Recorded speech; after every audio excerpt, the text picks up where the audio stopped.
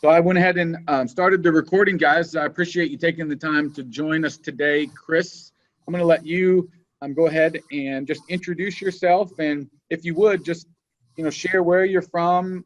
Obviously, you're in real estate, how long you've been in the business, and maybe just kind of the current state of things. Right. Thanks, Jeff. Chris Schmalz. I'm out of Idaho Falls, Idaho. I've been in real estate for 17 years. I was a single agent for about, 16 of those years. Just started to grow my team. Yeah, was with Remax for 12 years and just switched over. I hired an ISA back in, it was the end of 2016. It was my second hire. My first hire was admin to help me with the paperwork. And then I jumped into my second hire, was an ISA, and what really prompted that was my coach. He had me making those prospecting calls. So I was making those dials to the expireds and the for sale by owners. I was having a level of success, but, I could see the value in having somebody there at the office all day making those dials, freeing up my time to go out on the appointments, negotiate contracts, and do, those money-making activities. And that's great. And Wally, I know you were integral in not only helping him progress, but also, in figuring out which path to go down. And if you can, I'm sure there's some people that are on this training that are struggling with which way to go. And Wally and Chris, if you can share some feedback, because here's a question that I hear a lot is, should I get an assistant or should I get an ISA? Which one first? Should my assistant be my ISA? That's a common question I think people are struggling with. So I can take the first part of it. Statistically speaking, you're going to fare better hiring an administrative assistant first, just because you need to get those lower non-dollar productive activities off of your plate.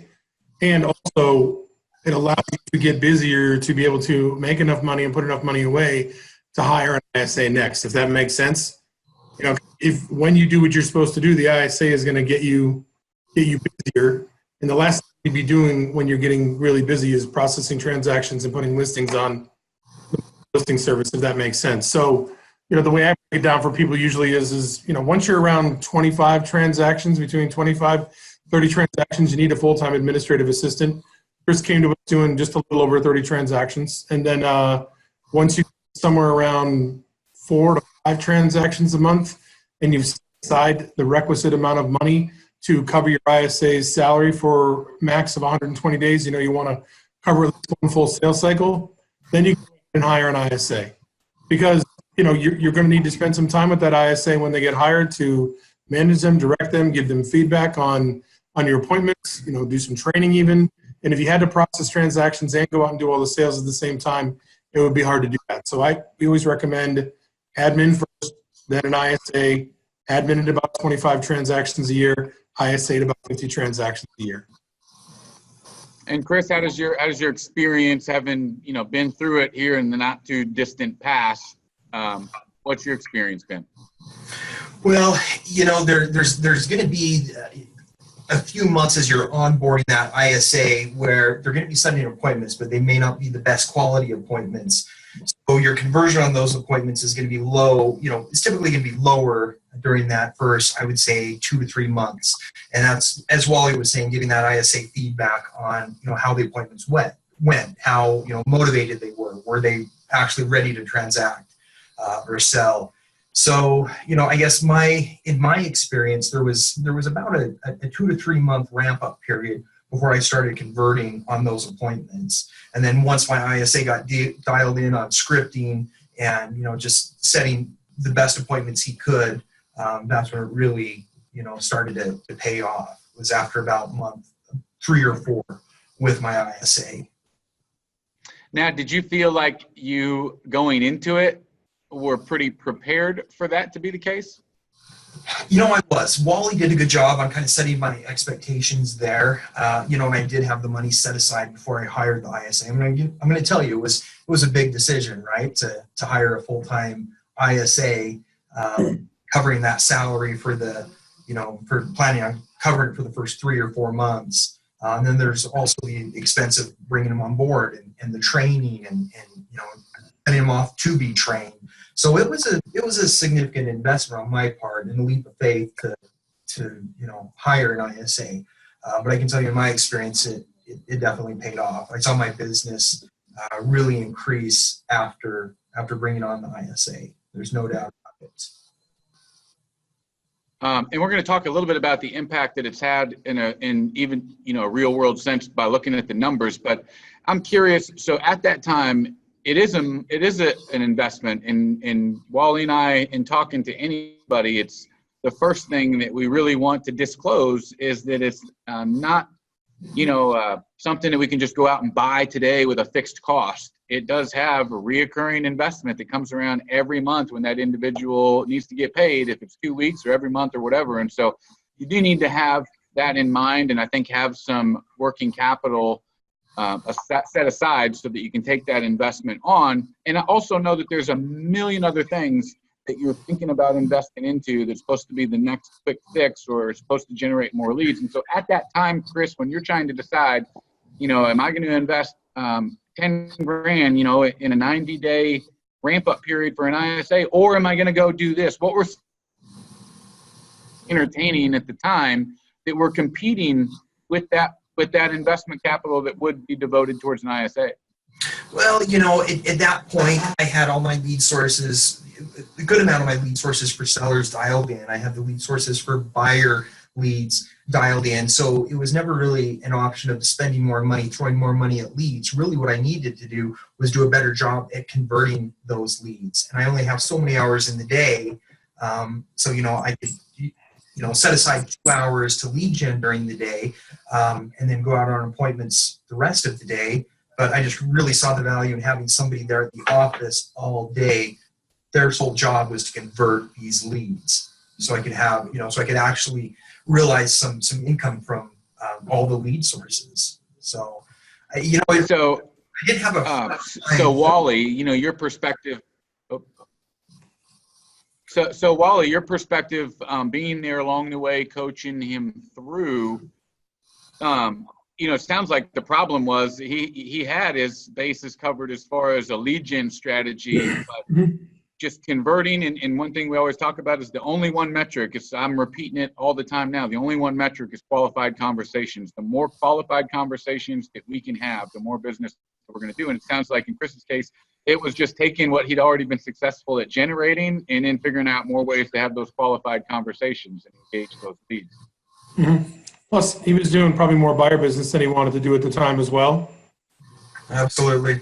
So, from my perspective, it was a great way for him to transition his business. And now he's doing way more listings than he is buyer business. And I was doing a little math. The median sales price in Idaho Falls is $181,500. The median price of a property that's listed in Idaho Falls is about $227,000. First average sales price is right around $190,000, $195,000 this time. So, it's to have somebody come in and add almost 40 listings to your business in 1 year, about $234,000 in additional GCI. And he paid his ISA about $45,000. 45,000 times 5 is 225. So, we look at this opportunity to generate at least a 5x return for you, a 6x return. 5 times that $45,000 investment in the ISA is 225. So he definitely got a good return on his investment, and he transitioned his business to more listing based. And now, he's the go-to FSBO guy in Idaho Falls, which is a big deal. So he can get more FSBO business. It's easier for him to go ahead and get more FSBO business. And now, his ISA moved on, and which oddly enough, it was 2 years that he was with Chris almost, and which is a good period of time to have somebody calm for you. And we've got a couple of good interviews coming up, but the good news for Chris now is he's got everything dialed in. He's got the systems dialed in. He's got the tracking dialed in. He's got his lead sources. He's got everything all set to go. Plus, he's got a bunch of nurtures that his ISA already has gotten for him, which is part of why you hire an ISA. The ISA can sit in and get moving, and then He's going to have his ISA also maybe help with some buyer business because he's got a rock star buyer agent too, who probably could benefit from having somebody following behind him on the leads as well. So, this ISA 2.0 is probably going to be an even better ROI for him now that he's gotten everything dialed in. So I know, and I'm sure there are plenty of people watching this right now that share the same desire to build more listing business in lessen the time that they're running around trying to serve buyers, if they're doing it, or even generate more listings. So just give us an idea. What was your mix of buyers versus listings before getting an ISA, Chris, and what is it today? Before getting an ISA, I was doing roughly 70% buyers, 30% listings. So it was doing more buyer business than listing business. Right now, today, I don't have the numbers in front of me, but year of 2017, where I did have an ISA, I was about 60% listings, 40% buyers, and now moving into 2018, that's shifted even more. I'm closer to 65, 70% sellers and 30% buyers. But I have brought on a buyer specialist to bring those buyer numbers up. I just found that I was just focusing, more on the listings, which, as an agent, that's nice. It frees up your time. Yeah, absolutely, Wally. And what's your perspective on that? I mean, you've seen the change.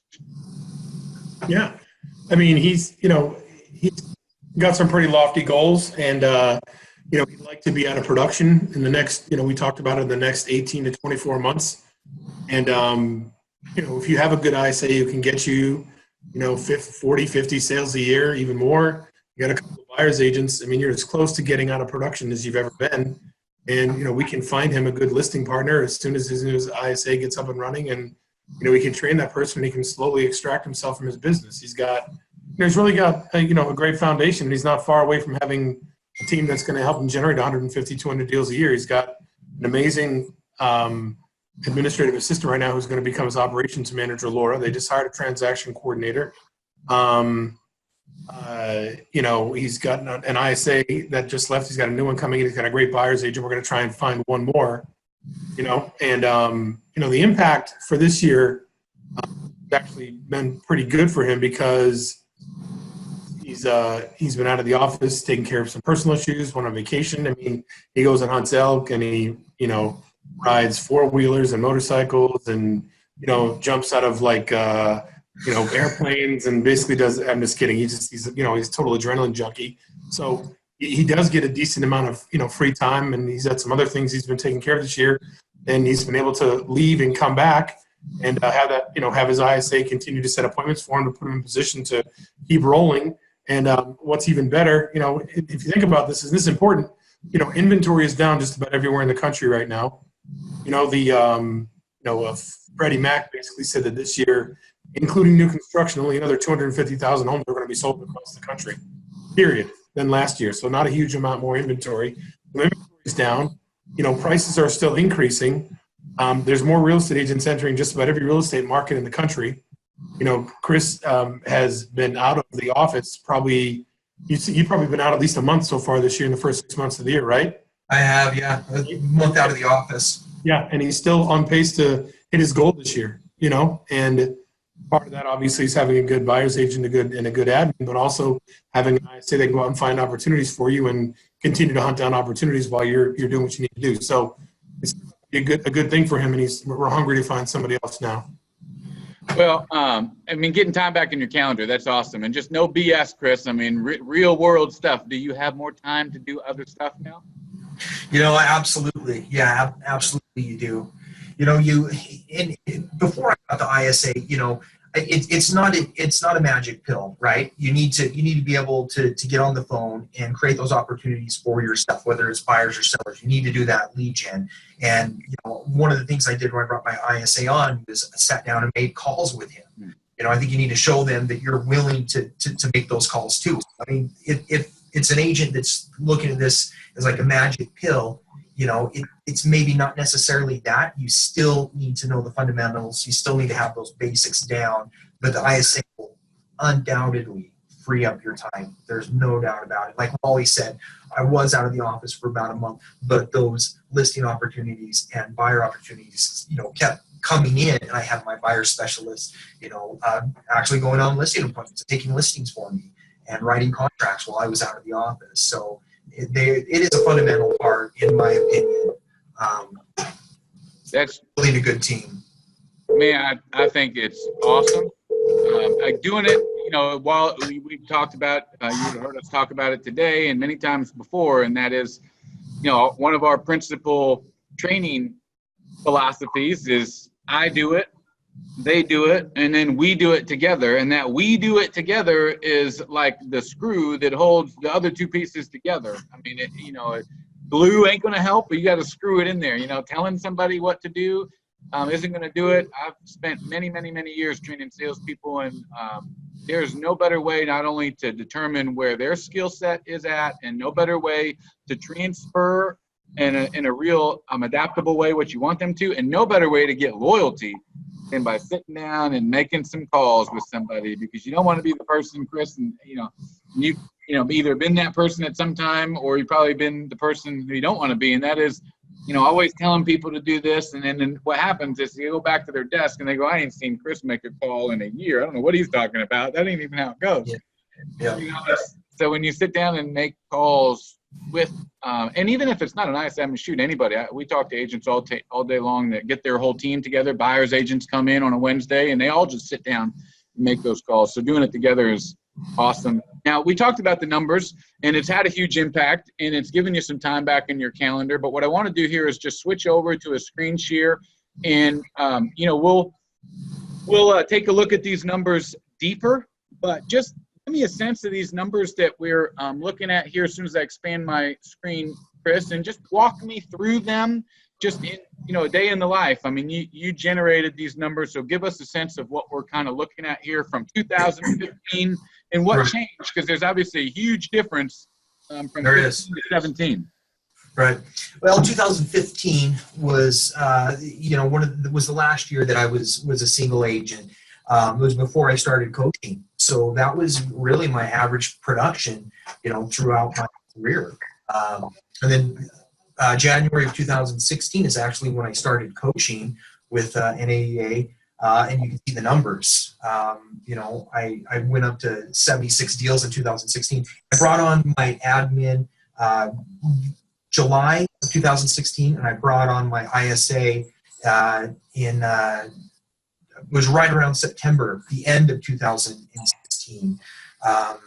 So I had $10 million volume in 2016. 2017 was the first year that I had my ISA full-time and bumped up the volume to almost 16 million, and the GCI really went up. I went up from 281 in 2016 to 478,000 in 2017. It was just me as the producing agent. I didn't have a buyer specialist at that point, so that was just me as basically a single agent and an ISA and an admin, doing almost $500,000 GCI. So let me ask you this. Did the ISA have any effect in your ability to add that buyer's agent and think about expanding the rest of the team?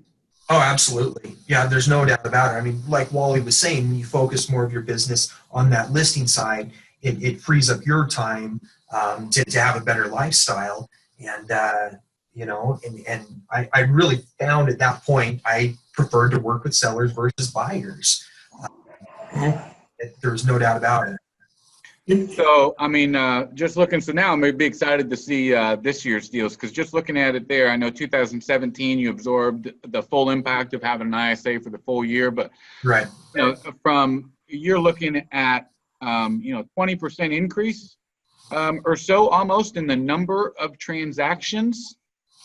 So it's had a huge, if that continued this year, my guess is, and you tell me where you're on pace for this year, but you're probably looking at 125 or so transactions for this year. Oh yeah, easy. The goal is 140 transactions. So yeah, and awesome. We're close to being on pace for that. And also, Jeff, another nice thing about the ISA is, to a degree, you have the ability to target your listing. So you want to bump up that average sales price, and you're farming in neighborhoods that will support that higher value, and also for some my owners expired, you can pretty much pick your listings to a degree, if that makes sense. Yeah, and so tell me, I know you've got a comment here about FSBOs, and I know that is made a large amount of the change and the new listings and stuff have come from that category. But you mentioned something that I think is really important. There is that you have the ability to focus that tool towards certain things, like focusing on areas with a higher price point and stuff like that. Now, have you gone in and actually with your ISA targeted specific areas and really tried to implement that? And what's the result been? We have, specifically doing just listed, just pending, just sold, open house, type calls that my ISA would make, opens up opportunities to list more homes in that specific neighborhood at that price point where you want to be. So yeah, there's no doubt that that's an effective way to bump up that average sales price. So how many FSBO listings do you think you had in 2015? How many of those 37 came from FSBOs? Zero. No FSBOs. No FSBOs. How many of those 93 deals in 2017, if you had to guess, came from FSBOs? I'm sitting right around 40%. 40% of my listings have come from my owners. It's just a market niche that I found myself to be successful in. And, it takes some nurturing, right? I mean, there's those appointments where you're going to list them right there, that first appointment. But more often than not, you provide value, it's a nurture process. And statistically, 90% are going to end up listing. So I want to be that agent that's in front of them, providing value, building rapport, and more often than not, they're going to come back and list with me. Man, 40%. So Wally, how much GCI are we talking about there? His average market price. I mean, he's making about $5,500 per deal, right? 190 times 190, 195. What do we do? 190. Yeah, we're right around 200,000. 200. So it's $6,000 a deal. So, yeah. So if you had 30 of those 93 were $6,000, we're talking about $180,000 from FSBOs that just 2 years ago I didn't get nothing. Yeah, absolutely. And even if we netted that out, I mean, Wally, if the way I'm looking at that, just the FSBOs, that's paid for the whole. That's paid for everything right there. The whole entire investment for the ISA over the course of the year is paid for by the transactions that came off for sale by owner that we weren't even getting before. Plus a bunch more. So a bunch more. There's some a couple things to take into consideration here. The first thing is that if Chris doesn't get the listing, he can turn it back over to his ISA, and his ISA can stay on top of them until they're ready to list, right? Yeah. And so is that what your ISA? How's the handoff work with you, Chris? You have an ISA. Are they handing off to you, and you do the nurture, or how's that work? No. Well, the way I structured it was I would get back from the appointment. I'd have my sheet with all my notes on it, and we'd put them in the CRM with a build out, how often it takes, send the market reports. And so it was actually the ISA that was doing the majority of the nurture calls. And when he got to a point where he's like, Chris, they're yours, they're ready to sign, I would either meet with them or even just do the contract via email oftentimes, because you built that rapport and that relationship with them. So the ISA was doing the majority of the nurturing.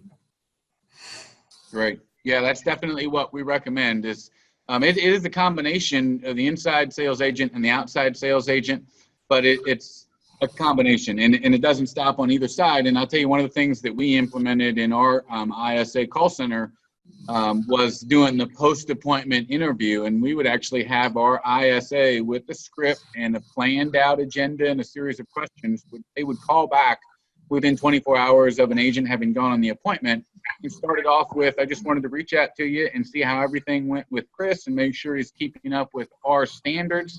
And then they'd go off into some questions that would give us priceless information and feedback from the listing appointment that, quite frankly, they wouldn't give that feedback to the actual outside sales agent, because there's this sales pressure that's perceived that that's the person who's going to try to close them. So they'll hold that really tight. However, the ISA, who started the relationship and nurtured it the whole way, is able to get that information and get a different perspective, and then hand that over to the outside sales agent. So on their follow-up call or on their second sit, they're prepared with most likely what's standing in their way. Yeah. There's some interesting. I'm just looking at the data here. I mean, I see it on a regular basis.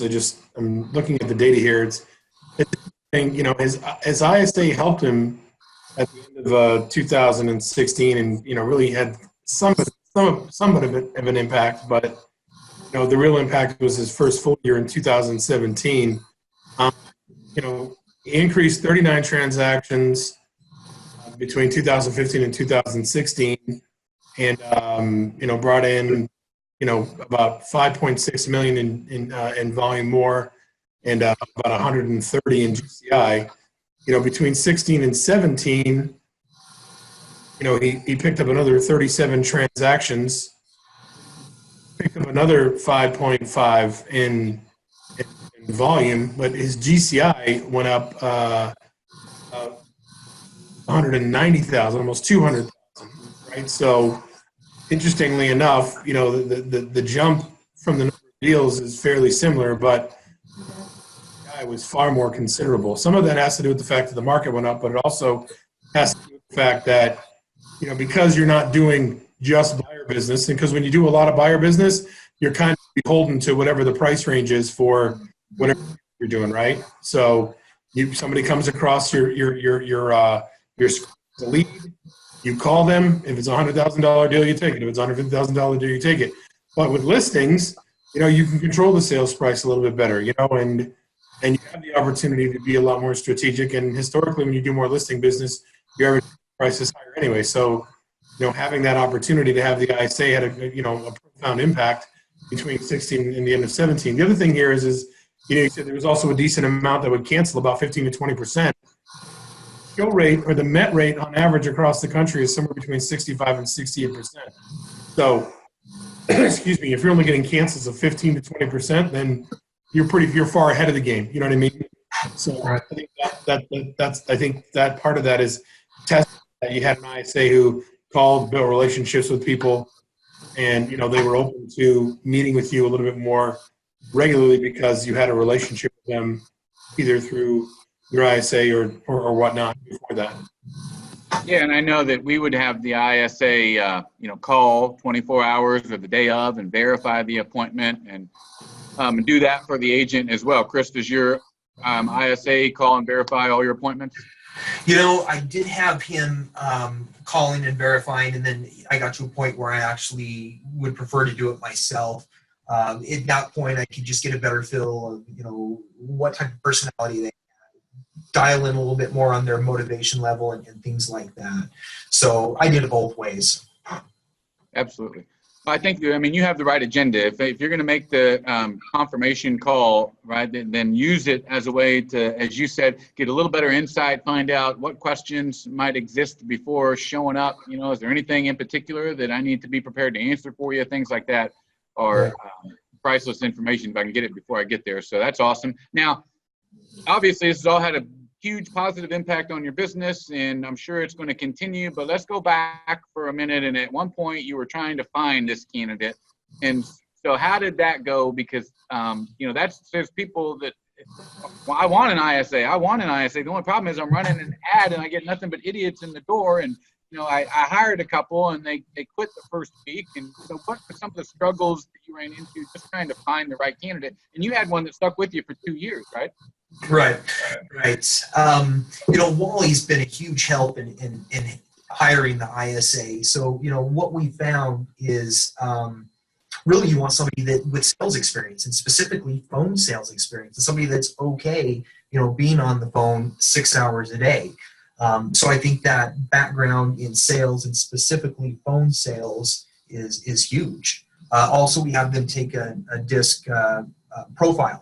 And we're looking for a certain DISC profile as well, so that's helpful as well. So, those are kind of the things we're looking at.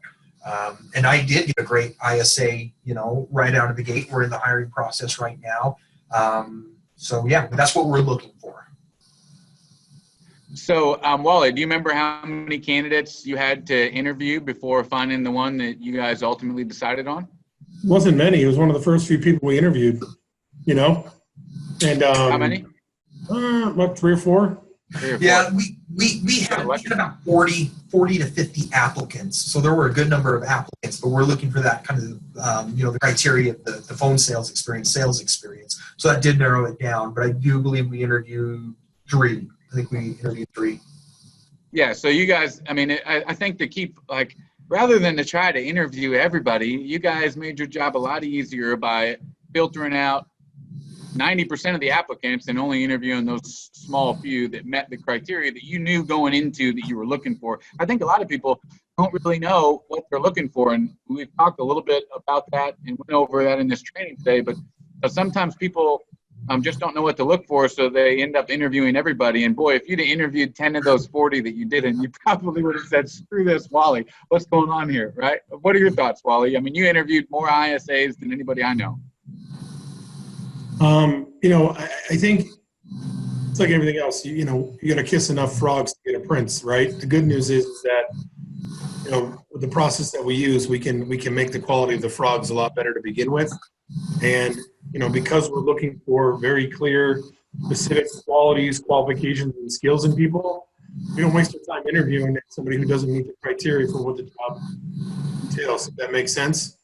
So we don't really have to waste a lot of time with that. And, normally we get good quality people. In fact, the second time around, we found a really good guy within the first few people that responded to the ad, and he flaked out for one reason or another. I mean, he'd been working at an inside sales, or I guess a sales desk or a telemarketing company for 7 years right there in Idaho Falls. He had a lot of good experience. It's just that, he didn't end up working out. But, we usually get good people in short order and can find, among the pool of people that respond, we can find good people in pretty quick order. So I'm curious, Chris, why'd this individual leave? Well, it was a decision on my part. It was a decision on my part to let him go. And I don't know if this is other agents have an experience like this. He did a great job, right? He was a great ISA. He was setting appointments, but he got to the point where he didn't want to wanted to dial into certain data sets. And so I really wanted an ISA that, he was great on the physicals. That made up a big part of my business, but also the home evaluations and the expireds and the circle prospecting. So I just got pushed back from him. He didn't, he was grabbing the low-hanging fruit, which is great, right? I mean, made a lot of money off of that. But yeah, it just kind of boiled down to that. Which for most agents, just being able to grab the low-hanging fruit on a consistent basis would change their business, period. And it did have a profound impact on your business. In 2 years, you went from 37 transactions to 93. You added almost 60 deals in 2 years. But when you want to get to 125, 150, 200 transactions and beyond, you need to start digging deeper into the lead sources that are out there, And,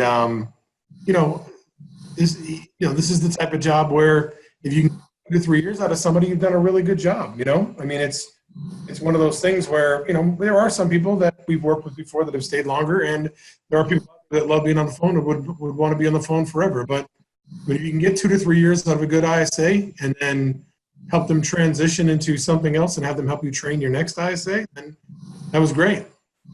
It would be great.